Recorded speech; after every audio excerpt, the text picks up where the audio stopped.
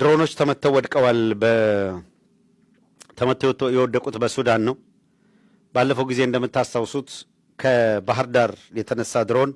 ካርቱም ላይ ጥቃት ፈጸመ። ይሄንን በተመለከተ ዓለም ተንጫጫ። የተወሰኑ ሀገሮችም ማሳሰቢያ ሰጡ ወዘተረፈ። ሱዳን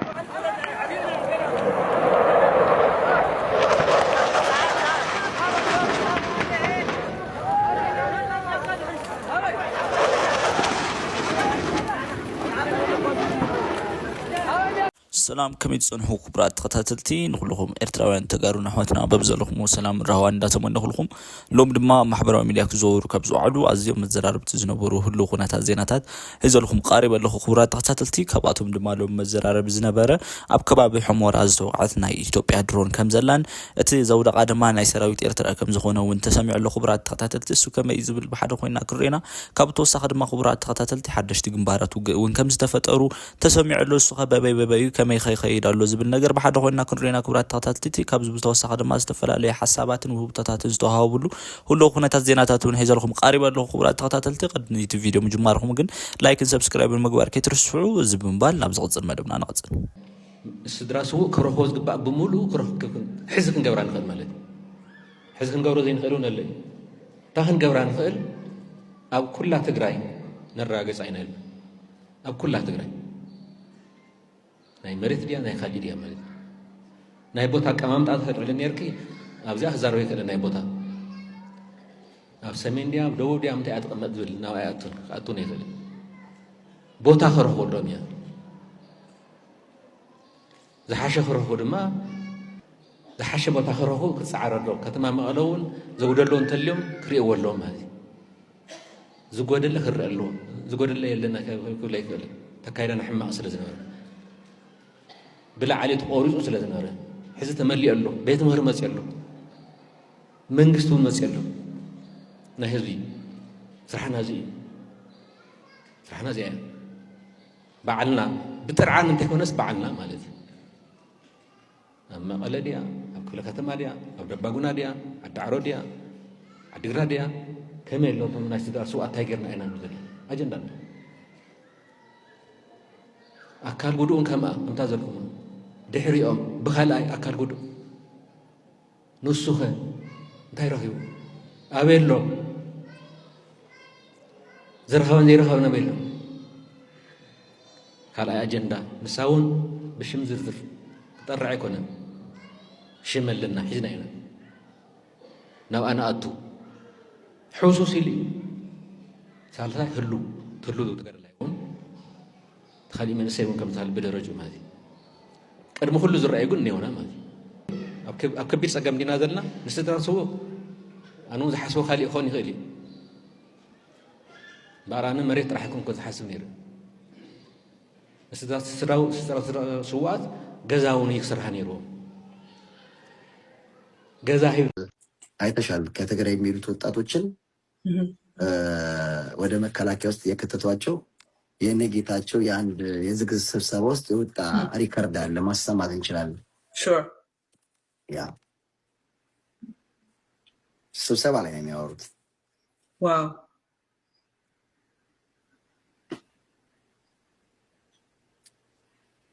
ያዙ ልጁን ወደ አዲስ አበባ ሲልክ እዛም የሚጠብቀው እስር እንደሆነ ነው ግፋው ትግራይ ተይድና ናይ ፌደራል ኃይልኻ تكسر حلو أبي معقوي يمثل له بباسات يمثل له بفلين يمثل له تقرأي أو إن حلوه في ترى الحيلي ورمك لك هذا أطوله سعرتها زكبر عند الرجال كي زبون بيسمو قفار تقرأي اللي تعدنا في ترى الحيلة تكسر حلو أبي معقوي يمثل له بباسات يمثل له بفلين يمثل له تقرأي أو إن حلوه في ترى الحيلي ورمك لك هذا أطوله سعرتها زكبر يا عمدنا يا يالو በአማርኛ ስንናገር ከትግራይ ሸሽቶ የሚመጣው አዲስ አበባ ውስጥ ራሱ ይሄ የአብይ ተጋሮች ናቸው የሚል ስብሰባ ላይ ከትግራይ ሸሽቶ የሚመጣ ሰዎች አሉ ሰው ሲሸሹ ሚሉትኒ ማዘጋጀ ውስጥ እናስቀምጣቸው ከዛ በኋላ ምን ይሰራሉ ወደ መከላከያ መቀላቀል ያለባችሁ ነው የሚለው ሰው በጣም ያሳዝናል በጣም ያሳዝናል። ለዚህ ነው እነዛ ሰዎች አስሬ በድግስ መልክ አዲስ አበባ ሲጨፍሩ ሲጠጡ ሁሉም ነገር ሰላም እንዳለ አስመስለው እዛ ውስጥ ያለውን ሰው በዚህ መልክ ነው ትሪት እያደረጉ የሚወስዱት። እና ይህ እንግዲህ እኔ አይደለም የሰሩት ከስብሰባቸው ውስጥ ሪከርድ የተደረገ ነው። እነዚህ ሰዎች ጦርነት አይፈልጉም። እነዚህ ሰዎች የታፈሰ ወጣት አለን የሚሉት ህዝባችን ይህን ያህል እየተጫወቱበት ነው። እንደ ካርድ የሚጫወቱበት አማርኛ ይችልም ብለው ለሆዳቸው 5,000 ብር 6,000 ብር እየተከፈላቸው ይህንን ህዝብ እንደ ባሪያ ንግድ መጮች ያደርገውታል። በጣም ወዲ ስብሰባ ውስጥ ነው ይሄ እየተነገረ ያለው። ድብቆሽ አይደለም፣ ሪከርድ የተደረገ ነው። ምልልሽ ነው። ገና ብዙ ጉድ አለ። እንደገና አሰማው፣ እስኪ እንደገና አሰማው፣ ሰው ይስማው። እንዴት ያሳዝናል! በእናት እንዴት ያሳዝናል! እንዴት ያሳዝናል! ናይ ፌደራል ሓይልኻ እንታይ ክሰርሕ ኣለዎ? ኣበይ ማዕቆብ እዩ ይመፅእ ኣሎ? ብባሳት ይመፅእ ኣሎ፣ ብፕሌን ይመፅእ ኣሎ ትግራዋይ። ኣብኡ እናሃለወ ናይ ፌደራል ሓይሊ ወር መከላከያ ዝኣትወሉ ፃዕሪ ተዝግበር ናብ ኤንዲኤፍ ክትኣትዉ ኢኹም ዝብል ናበይ ወሲዶሞም ናበይ ገፂኦም ፀጊዖሞም ክልተ ሰለስተ ዝኾና መርትዖ ክወኩም። ንኣብነት ሓበን ዝበሃል ዝመርሓ ሓንቲ ሓይሊ ኮማንዶ ሓንቲ ሓይሊ ኣታ ኮማንዶኦም እዛ ናይ ኮማንዶ ሓይሊ ናብ ቦርደር ከባቢ ናይ ኢትዮጵያ ሰራዊት ናብ ዘለዎ ግን ከዓ ናብ ናይ ትግራይ ቦርደር ከባቢ ንምንታይ ኣቕሪቦማ? ንምንታይ ኣቕሪቦማ? ንምንታይ እዮም ናይ ፖለቲካ ጥርናፈ ነናባዕሉ ግንባር እከለ ዝብሎ ደሞ ንኣብነት ፀጋይ ገብረ ተክለ ዝጥርንፎም ካድረታት ናብ ግንባር ክልተ ኢሎም እናፀንበርዎም ከም ዝወዓሉ መረዳእታ ኣለና። ሃፍቱ ዝጥርንፎም ካድረታት ናብ ግንባር 5 ኢሎም ግንባር ዝብልዎን ከክንደይ ሰብ ሒዘን ከም ምዃነ ንፈልጠን ኢና። እዚ ናብ ግንባር 5 ኢሎም ከዓ ናይ ሃፍቶ ወሲዶሞ እዚኣቶም ብምልኦም ዶ ይነግረኩም ኣለኹ ሓቀይ እዚኦም ጌጋ እንተኮይኖም ኦኬ ተጋጌ ኣለኹ ኣነ ማለት ተንዝብለኩም ዘለኹ ብትክክል ይነግረኩም እንተሃልየ ተንስኹም ዘይበፃሕኹመን ዝብለን ዘለኹ ሓደ ብቅድሚት ገይሮም ከውድእኹም እዩ። ንትግራይ ሕነ ዝፈዲላ ከምቲ ዝገብርዎ ዘለዉ ብምግባር እዩ። ጌታቸው ረዳ ኣውሪዶም ከም ጨርቂ ሞፎዝ ናይ መጎጎ ገለ ዝፋወዘሉ ምስ ተወድአ ብትኽትኽ ምስ በለ ይድርበ እዩ። ምንም ትርጉም የብሉ። ድኹዒ ይኸውን ተበጣጢሱ ድኹዒ ይኾን ተሓፂቡ መልጌባ ይኾን ንዳውላ ኣድጊ እውን ይኸውን። ጨርቂ ሞፈዝ እንተተወዲኡ ተወዲኡ ተበጣጢሱ ሲኢሉ እናተንከራተተ ኢኹም ትርእይዎ ትርጉም ዘለዎ ይኮነ። ቁሉይ ሒሉ ዝርኦ እውን የለን ሓይሊ እውን የብሉን። ብጥስሲ ዝብል ረጊፅካ ትብጥሶ እዩ። ከም ጨርቂ ሞፈዝ ተጠቂሙ ብሓዊ ለብሊቡ ወዲኡ ክደርብየኩም ንጌታቸው ረዳ ራእዩ። ጌታቸው ረዳ ስልጣን ሂብካ ኣብ ትሕቲ ኣብይ ኣሕመድ ተረጊፁ ለፍልፍ እንዳበለ ኣብይ ኣሕመድ ቤተ መንግስቲ ኮይኑ ጡጥ ከብሎ ከሎ ካብ ምርኣይ ንላዕሊ ሕማም ኣሎ ድዩ? ንጌታቸው ረዳ እኮ ክንዲ ጌታቸው ዘዋረዶ ዘየለን ዲን ኣብይ ኣሕመድ ክንዲ ጌታቸው ተረጊፁ ዝተዋረደ ሰብ ከዓ የለን። ሕዚ እንታይ እትይዎ ዝቆትሎ ኣብቲ ክቆትሎ ዝግብኦ ክቆትሎ እዩ። ኣብቲ ከጥፍኦ ዝግብኦ ከጥፍኦ እዩ። ሕዚ ግን ጌታቸው ትግራይ እንዲያድምያቶ ነቱ ከድሜና ከጥፋኣና ዝመፀ ትግራይ መንእሰይ ትግራይ ተወዲቡ እንዴት ፊይዎ ሓቀይ ኣብ መሬት ትግራይ እንዲቀቢርዎ ነትፀላእ ሓቀይ ጭሩኡ ደጉሉ ንክሃድም እንዲገይርዎ ነትፀላእ ሓቀይ መን መንእሰይ ትግራይ። ሕዚ መንእሰይ ትግራይ ቦቶም መራሕተይ ኢሎ ኣሚኑ እንዳተሰዋኣሎም ዝመፀ ተመሪሑ ብርግፅ ጌታቸው መሪሑ ወልኩሞ ግን ከም መራሒ የኸቢርዎ ዝኸድ ዝነበረ ሰብ ስለ ዝኾነ ንጌታቸው መንእሰይ ትግራይ ምስ መራሕቱ ከዋርዶ ሕነ ክዋፅኣሉ እንድሕር ኮይነ ኣብይ ኣሕመድ ነቲ መንእሰይ እውን ብረ ተሸኪሙ ፈቆዶ ቆላ ዓፋር ከርተት ከብሎ ኣለዎ እንተደልዩ እውን ናብ ቅድሚ ትእትኹም ትሕዝ ዝብለኩም ዘለኹ ምስሓቱ ኣታኺሱ ቦቲሞተ ንኣብይ ኣሕመድ ከስቢ ንኣብይ ኣሕመድ ንስኹም ሞትኩም ተማሓትኩም ቶም ትማሊ ብፆትኩም ኮይኖም أنا خصوا زبلكم تبهالو زنوركم موتو نأبي حمد كسبي جيتات شوردا كابك قتلو نزمكم زول مناسي ننو علم نخبأسو جيتات شو مسارح خوينو بكلميت أبي حمد بزا أزوزنا زوره تمال زواردو زنبره سبعي تقلبيتو بالعلي خوينو أبشامنا أقرو غير ندارقصو بناتو تأزازنا تنكساقسه كل التحواتنا بالعه نتو فتصو ما يبقرن زبله برات العلو عدينو بؤون مريتون زدحانه ريمو زحلو منسي ننوع الخوا قالو انتقيلو نجيتاتشو كنن منسي تግራይ ካብكم زي زبل عينت عبر حموعل زبلت يقولنا ابي حمد زي عبايه ካብ ጻድቃን ንላዕሊ ተጻወተሉ ሰብ የለን ابي حمد ካብ ጌታቸው ንላዕሊ ተጻወተሉ የለን ابي حمد ገጢሞም ለኤም ኢሉ ዝሐስብ እንድሕር ኮይኑ ትማል ዝበደልዎ ሕዚ ዘኽፍሎም ዘሎ ዋጋ ካብ ህዝቦም ነጽልዎም ኮረድ ቀስ ናበለ ካብ ህዝቦም ንጽል ቢሉ እዚኦም ቤት ዘይብሎም ተንሳፈፉ ፌስታላት እዮም ኣብ ትግራይ መጽኦም ክረግጾ ይኹሉን ቤት ዘይብሎም ኣብ አዲስ አበባ ኮይኖም ክብረ ክረኽቦ ይኹሉን ጸላእትና ተዋሂሎም ዝፍረጁ እዮም ግን ትጥቀመሎም ነቲውን መሽገሩ መጣ እየተባለ ንጌታቸውን አሳማው መጣ እንዳወሉ ይጻወትሎም نعهم كعا توسنا سقاطلا توسنا برت توسنا خالي እንዳ ሰደዱ ህወሓትኮ ናወሉ ዝሰብኩ አዲስ አበባ ኸዱ ኸለው ቁርጥ ዝበልዑኹም በዓል ወደን ጥሩ ዝበሉ እና ለአኹ نعهم ንዕቢዶም ነቶም ቀስና በሉ ካብ ህዝቦም ካብቱ ቤዝና ዝብልዎ ደጀና ዝብልዎ ካብ ደጀኖም መልቀቅ ምሰበልዎም ደንብ ገይሮም ከም ከራምቡላ ጥባጥ ቤት ጻወትሎም ዘለው كم كعشة تبات بيت صوت اللهم زلوا كابزن العلي سعرة اللدي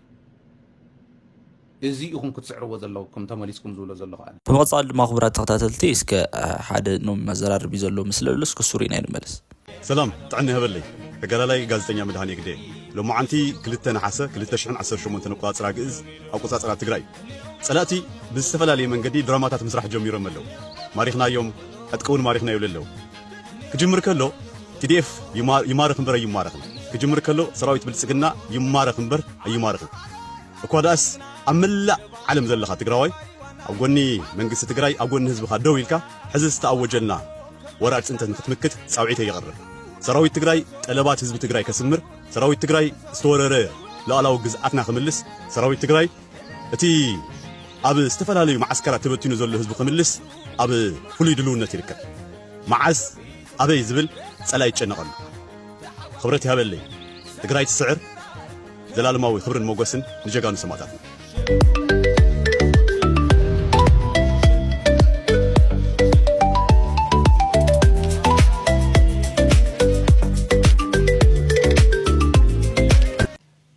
ندالي زخورون مرحتي كونن نمولو تقرأي دمو زخورون خليو كيام هرسب ህፃናት ትግራይ ደንቆሮታት ኮይኖም ከዓብዩ ሕክምና ከይረከብ አገልግሎት ከይረክብ ጽላአቶም ኣብ ህዝቢ ቀደሙን ኣብ ህዝቢ ትድሓዝ ጎሮውን ኣብ ህዝቢ ድሮን ዓሚእን ጀሚረን ልብ ክንብል ንኽእል ልብ ከይንብል ንኽእል ዓሚእን ጀሚረን ኣብ ሓለዋ ኢና هنا تمكساس بالعرض هنا تحلوا علم مالك تتوصيد حري جميرو تحالوا قن صنيحي مجمرة عتق زي بلن دحار قن دارقا كاب سنة عتق زلون يزوا فرانير نايني تحلف عم زر زلون للعامتس أو تحت درونا كيد نرى بوليتيكا ونتفلطوها مالت تاسمم تفتسم فرمتي انا مش قولتها تاون تقبلنا انا قلنا ساون تفتسم احنا سلمنتي انا خوينا مجرش فرمت تكون الناس لمنتي انت تفتسم لنا بزيا مش قولتها تاون حزبنا ندي ملس اقرون دايت كل مجمرة ركونا ونقريفنا ون تهزبنا ندقتو تمحدر ولا حروان هنزرار ክግበር ዝከኣል ገሊውን ተገዲድካ ማለት ያው ህዝብ ግድን ከኣተወሎ ተባሂሉ እናማሓሽናውን ማለት እዩ እንሱ ነይድለን ቶም ከዳዓት ቶም ጠላማት ንሕና ኮይና ዘይመለስናዮ ነይሩ ህዝብና ብምርጋፉ ንሕና መጌርና ተርባሕቲ ንሆን ብምቕፃል ድማ ክቡራት ተኸታተልቲ እስከ ሓደ ኖም መዘራርብ እዩ ዘሎ ምስሊ ኣሎ እስከ ሱሪና ይንመለስ ታኻሊእ ክትፈልጥዋ ዝግባእ ታቃልሲ ልዕሊ ኩሉ ናይ ባዕልና እያ ኣብ ውሽጥና እያ ትውሰን መሓዙት ከም ዘለና ከዓ ንፈልጥ ኣለና ዝተፈላለዩ ስማዕ እዚ ብልፅግና ምስ ትግራይ ጥራሕ ይኮነን ገጢሙ ካብ መጀመሪ ምስ ትግራይ ምስቶም ካልኦትን ገጢሙ ለዚ በይንትና ይኮንናን መሓዙት ኣለዉ ኣብ ምንታይ ዋዚ ስርዓት እዚ ኣብ ምውጋድ በቃ ፀላኢና እዩ ዝበሉ ማለት ከምቲ ንሕና ናይ ህልውና ንድሕነትን ሓደጋና ምንጪ ብልፅግና እዩ ንብል ካልኦቶም እውን ናይ ህልውናና ሓደጋ ብልፅግና እዩ ዝበሉ እኒአው ኣብ ዝሓለፈ ዘይምሩ ሕዚ ዘለዎ ማለት እዩ ስለዚ ዝተሓጋገዝ ብናይ ባዕሉ ዕላማ ማለት ዝተሓጋገዝ ሓይሉን ኣሎ ለትግራይ በይነ ይኮን ንተኣማም ግን ኣብ በዓልትና እዩ ኣብ ዝኾነ እዋን ንሕና ንተኣመን ኣብ በዓልና እዩ ሓሊፍና ከም ንዕወት ከዓ ንፈልጥ ኢና ኩሉ ሓሊፍና ጌርና ኢና ሕሉፍ ኣብ መኸቶ ነሪእና ኢና ሕዙን ክደውመኖ እዩ ነሱ ክንምልኦ ማለት እዩ ግን ተወነታት ስለ ዝተቐየረ መሓዙት ኣለውና ኣብቲ መሓዙቱን ብደንብ ክንፈልጥ ኣለና ኣብ ሓንዳሓን ንራኸብ ኣይኮነን ኣብ ምንታይ እዩ ኣብ ናይ ሓባር ፀላኢ ብልፅግና ፀላኢና እዩ ዝብሉ ብልፅግና ናይ ህልውና ሓደጋ ምንጪ እዩ ዝብሉ ክንቃለሰና ጥራሕ እንተይኮነስ ዝቃለሱን ዘለዉ ንሕና እናፅናዕና ፀኒዕና ኢና ተጓይና ኣይኣተናን መሓዙት ኣለውና እዩ ምሕዝነት ፈጢርና እያ ኢና ኣብ ከይዱ እውን እያ ዘላ ግን ተፈጢረ ናይ ምጥንኻር ግዜ ኮይኑ ግልፂ እዩ ግን ትዕላሉ ኣሕሊፍና ንዎ ነገር ኩሉ ይኽእል ከመ ገይሩ ብሔራዊ ህልውናና ነረጋግፅ ልዕሊ ኩሉ ዝፀላእ እዚ ክውቃዕ ዝፀላእ እዚ ከይኣለኻ ከይገለስካ ዝግበር ነገር እውን የለን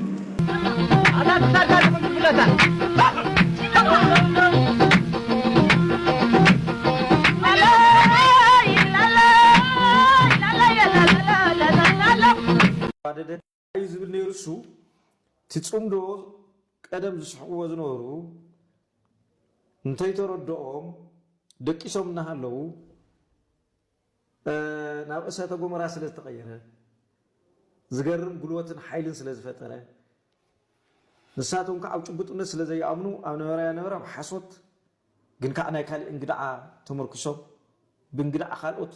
ናብቲ ህዝቢ እኒአዎ ደረጃ ስለ ዝበፅሑ እቲ ኩነታት ብዕምቆት ስለ ዘይፈልጥዎ እዚ ምስ ረአዩ ብግሃድ ምስ ረአይዎ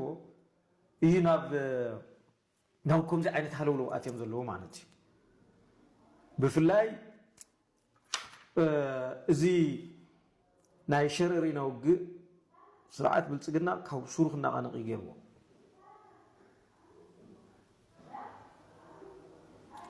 ሪፖርትታት ተውፅኦም ኣለዉ ብኦፕሬሽን ደረጃ ኣብ ግራውንድ ዝገጠመና ናይ ኢንሰርጀንሲ ዓይነት ውግእ ኣይኮነን ዝተዋደደ በርቃዊ ንምግማት ዘፀግም ኩነታት ገጢምና ኢሎም ኣሚኖም እዮም ስለዚ እዚ እቲ ፅምዶ ኢሎም ዘብልዎ ዘለዉ ፅምዶ ብተግባር ከመይ ይገብር ከም ዝኽእል ስለ ዝረአዩ ንኣብነት ሸረሪና እየ ዝብለካ ዘለዉ እዚታት እዮም ክቅፅል ኢኻ ምክንያቱ እዞም ሰባት እዚኣቶም ከም ህፃን ቆልዓ ኢዶም ሓውና እንደድካ እምበር ኩነታት ገምጊሞም ህዝባውያን ኮይኖም ኩናት ከትርፉ ዝኽእሉ ፍጡራን ኣይኮኑ ክሳብ ህዚ ዝርዎ ዘለዉ ስትሪኦም ኣለኻ ነቲ ኩነታት ዝህድእ ዘይኮነስ ሽም እናጠቐሱ ባረንቱ ዝበሃል መጽሱ ባረንቱ ዝበሃል ናትና እዩ ንህዝቢ ኦሮሞ ዘምፁ ጉድዮም ንሓዝሉ ዝኽእል ዘሎ ማለት እዩ ኣምባሴራ ዝበሃል ከምዚኦም ዝመሰለ ሳዕር ብላዕ እዩ ፀንሕና ንልዕሎ ኢና እምበር ንጉስ ባሕሪ ነጋሽ ዶር ወታይ ክብለካ ደለ ይመስለካ ቱ ቀንዲ ክስታይ ኢና ክንሪኦ ዘለና እዞም ሰባት እዚኦም ከም መንግስቲ እውን ኣይኮኑ ሳዕር ብላዕ ዝበሃል ትፈልጥ ሳዕር ብላዕ ዝበሃል ስኢሉ ኣብ ዝኸዶ እዩ ክስታይ ዝገብር እዚ ሳዕር ዝረኸበሉ ይበልዕ ማለት እዩ መንግስቲ ከምኡ ክኾን የብሉ በጀት ነዳዲ መድሓኒት በትሕዚ ንሪኦ ዘለና ኣብ ዘሎ ኩሉ ሰብ መሃያ ይብሉን ሕዚ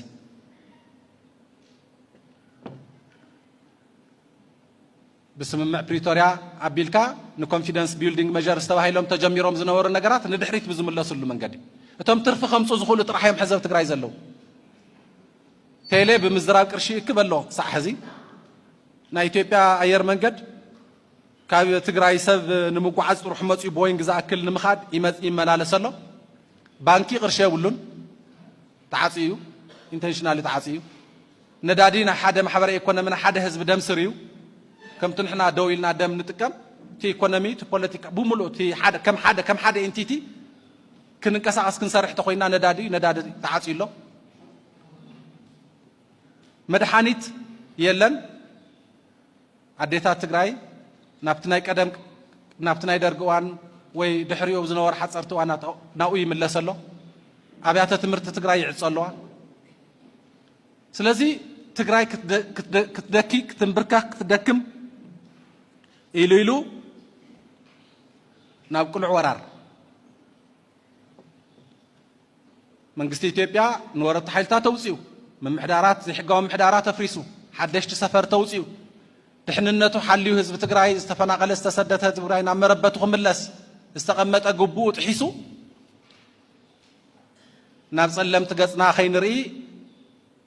ንሱ ዝወግአና ኮይኑ ልኡላውነትና ኸይነኽብር ከይንንቀሳቀስ ንሱ ብድሮን ዝድብድበና ኮይኑ ንሱ ኸይንሓስብ ኣብ ኢትዮጵያ ዘለው ኩሎም ዓይነት ዓቕምታቱ ብዝኽእላ ኩላ ኣብ ቀረባ ርሕቀት ኣቀማምጡ ዓርዩ ትግራይ ክወርር ናብ ዝዳለወሉ ምዕራፍ ተሳጊሩ ሕዚ ኣብ ከምዚኣ ዝበለት ምዕራፍ ኣለና ታጭብጥቲ ምዕራፍ እዚኣ እያ ታጭብጥቲ ዘለናላ ኩነታትስ እዚኣ እያ መንግስቲ ኢትዮጵያ ዘለዎ ኩሎም ዓይነት ሓይልታት ትግራይ ንምውራር ትግራይ ንምውጋዕ ዘኽእሎም ኣቀማምጣ ኣመቻች ይቕሚጥዎም ዘሎ بزخنا من قدي حنت مسرع استخون زخون والكسبات نسلم تخسقروا تيلهم كعا نوقع يابيو سراوي تجراي أو نور سرحتو من كسقاس تقبر درون تسدلوا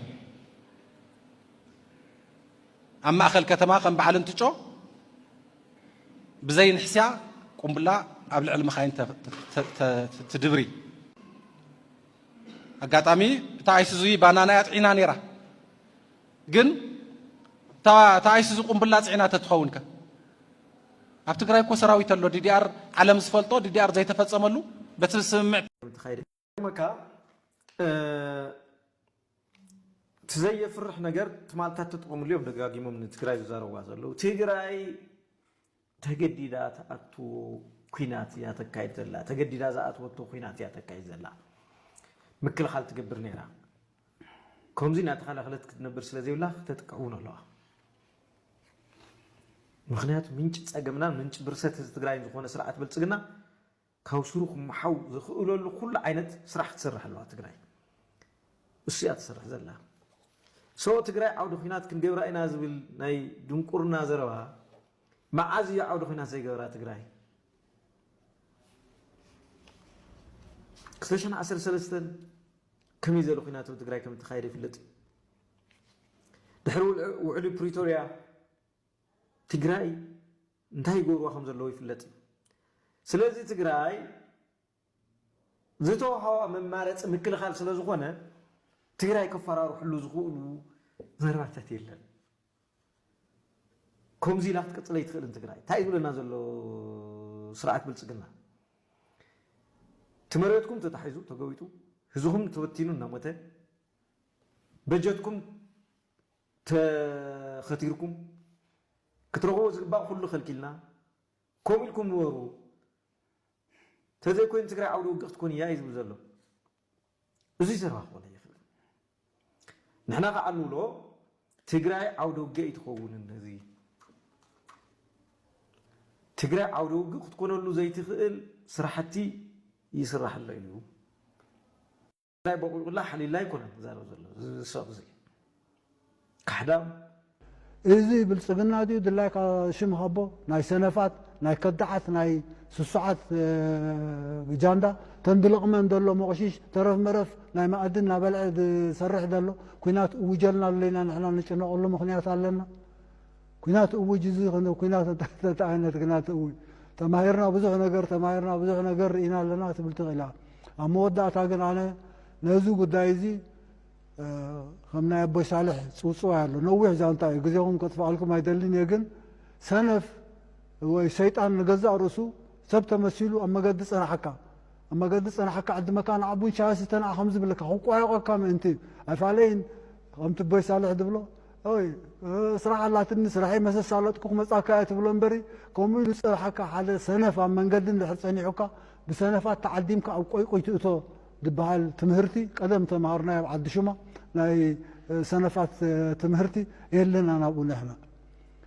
ምድላዋት ክግበር ኣሎ እንታይ እቲ ዝግበር ዘሎ ምድላዋት መጥቃዕቲ በየኒ ክጅምር መዓስዮም ክጅምርዎ ብፋኖታት ድዮም ክጅምሩ ቅድም ናይ ህዝቢ ኢትዮጵያ ኩናት ድዮም ኣውጆም ክውድኡ ብመንገዲ ሳምረ ድዮም ክመፁ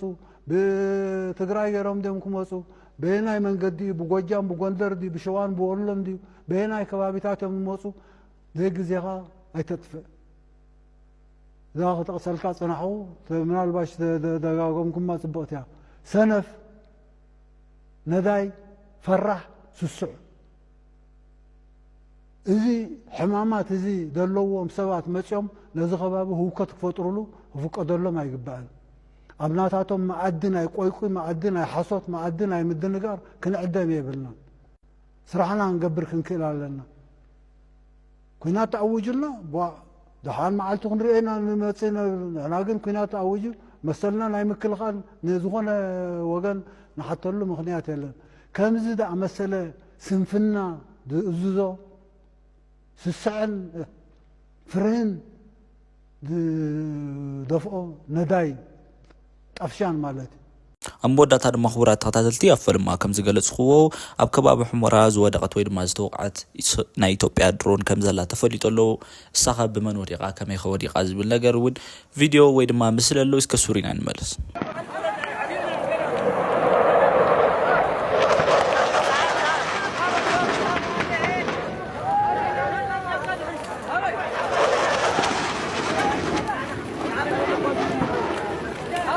ድሮኖች ተመተው ወድቀዋል። ተመተው የወደቁት በሱዳን ነው። ባለፈው ጊዜ እንደምታስታውሱት ከባህር ዳር የተነሳ ድሮን ካርቱም ላይ ጥቃት ፈጸመ። ይሄንን በተመለከተ ዓለም ተንጫጫ። የተወሰኑ ሀገሮችም ማሳሰቢያ ሰጡ ወዘተረፈ። ሱዳን የአብይ አገዛዝን ከሰሰች። ከዚያ ትንሽ ቆይቶ ወደ ሱዳንና የኢትዮጵያ አዋሳኝ ብሉ ናይል አካባቢ ጦርነቶች ተቀሰቀሱ። 1-3-4 ወረዳዎችን ሱዳኖች ተቆጣጠሩ። አብይ አህመድ ተደጋጋሚ ድሮኖች ወደዛ ላከ። በተከታታይ በነበሩ የውጊያ ሂደቶች ወደ 4 ድሮኖች ተቆረጠሙ፣ አለቀ። አሁን ደግሞ እንደገና ካርቱም ሰማይ ላይ ድሮኖች ሲያንዣብቡ ተገኙ። የሱዳን ምድር ኃይል ዋዴቨር ከላይ የሚያንዣብቡ ድሮኖችን በአየር መቃወሚያ ሰላምታ ቀረቡላቸው። አይ ቲንክ 2 ድሮን ፈጥፍጠዋል። ኡምዱርማን ያለው ኤርፖርት ተደጋጋሚ ጥቃት ከዚህ ቀደም ደርሶበታል። በእርግጥ ድሮኖቹ ከየት የተነሱ ድሮኖች ናቸው የሚለው እስካሁን ይፋዊ የሆነ ማብራሪያ አልተሰጠበትም። ግን ድሮኖች ተመተው ወድቀዋል። ይሄ ባለፈው ከ2 ሳምንት በፊት አብይ የላከው ድሮን ምንድነው ኩምሩክ ጋር ነበር የወደቀው። ኦምዱርማን ደግሞ የማን ድሮን ከየት የተነሳ ነው የሚለው እስካሁን ድረስ በይፋ የተገለጠ አይደለም። ለማንኛውም ግን የድሮኖች መመታትና መውደቅ ይፋ ሆኗል። ሌላው የአብይ አገዛዝ እንደምታውቁት ወደ 1 ቢሊየን ይሄ ዶላር የዩሮ ቦንድ ዕዳ አገሪቱ አለባት። ይሄ የዩሮ ቦንድ ዕዳ ህዝቡን ሲዋሹ ነበረ። ከ3 ዓመት ከ4 ዓመት በፊት ጀምሮ የቦንድ ዕዳው ሽግሽግ ተደረገ፣ ለተራዘመ ጊዜ ተደረገ፣ ድርድር እየተደረገ ነው ወዘተረፈ ሲሉ ቆይተው ባለፈው ጊዜ ዜናውን ነግረናችኋል። የድርድር ሂደቱ ፈርሷል። ከፈረሰና ካበቃ በኋላ በተደጋጋሚ የአብይ አገዛዝ ስለዋሸ አንድ፣ ሁለተኛ በተደጋጋሚ መዋሸት ብቻ ስለሆነ አሁን ባለው ሁኔታ የአብይ አገዛዝ የዕዳ ብድሩን የሚከፍልበት ሁኔታም ስለሌለ፣ በሌላ በኩል ደግሞ አበዳሪዎቹ ተስፋ እየቆረጡና አገሪቷም ዕጣ ፈንታዋ አስጊ ስለሆነ የባሰ ችግር ከመፈጠሩ በፊት ገንዘባችንን መልሱ በሚል ማራዘሚያው ላይ ሳይስማሙ ቀርተዋል። በዚህ ምክንያት የአብይ አገዛዝ በዓለም አቀፍ አበዳሪዎች ዘንድ ዕዳዋን መክፈል የማትችል ሀገር ማድረግ ብቻ ሳይሆን በዓለም አቀፍ ፍርድ ቤት ክስ እንዲመሰረት አበዳሪ ተቋማት ወስነዋል። ስለዚህ አበዳሪ ተቋማት ክስ ከመሰረቱ በኋላ ከሌሎች አበዳሪ ተቋማት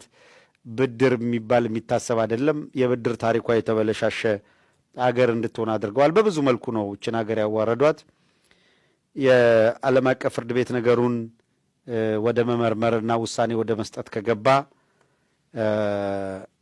የኢትዮጵያ አየር መንገድ በአብዛኛው በነገራችን ላይ ብድር ሲወሰድ ኮላተራል አገሪቷ የምታስይዘው የኢትዮጵያ አየር መንገድን ነው እና በርካታ አውሮፕላኖች በኮላተራል የተያዙ ናቸው፣ ማስያዣ ናቸው ለብድሩ። ስለዚህ መርከብም በለው አውሮፕላን በዓለም አቀፍ አቪዬሽን ሕግ መሰረት በተለይ አውሮፕላኖች በአቪዬሽን ሕግ መሰረት ከአበዳሪ ድርጅቶች ዕዳ ካለባቸውና አውሮፕላኖች በኮላተራል ከተያዙ አውሮፕላኑ ከቆመበት ቦታ ከቆመበት ዋሽንግተን ዲሲ መጥቶ ሲያርፍ ከዋሽንግተን ዲሲ አበዳሪ ድርጅቱ በኮላተራል ከይዞት ከሆነ ከዋሽንግተን ዲሲ አስነስቶ መውሰድ ይችላል። ዓለም አቀፍ ሕግ ነው። ስለዚህ ክሱ ከቀጠለ አብይ አህመድ አልከፍልም ብሎ በሀገሪቷ በጀት ድሮንና ጥይት መግዛቱን ከቀጠለ የኢትዮጵያ አየር መንገድ አውሮፕላኖች ከየቦታው ላይ የተለቀሙ የአበዳሪዎች ሲሳይ ይሆናሉ ማለት ነው። በነገራችን ላይ ቻይና ቀላል ያልሆኑ የአፍሪካ ሀገራትን የኤርፖርቶች ወስዳለች፣ ወደቦች ወስዳለች። አበድራ በኮላተራል አየር መንገድ ያስያዙ አየር መንገድ የተወሰደባቸዋሉ፣ ወደብ ያስያዙ ኮላተራል ወደብ የተወሰደባቸዋሉ። ባርክ ስኩራት ተከታተልትን ሎም ዝበልናዮም ቪዲዮታት ነዚ መስሉ ነይሮም። ድሕሪ ዳእቲ ቪዲዮ ፎቶኹም ላይክ ሰብስክራይብ ምግባር ከይትረስዑ ዝምባል ዋፃሪ ቪዲዮ ስካን ረኸብ ሰላም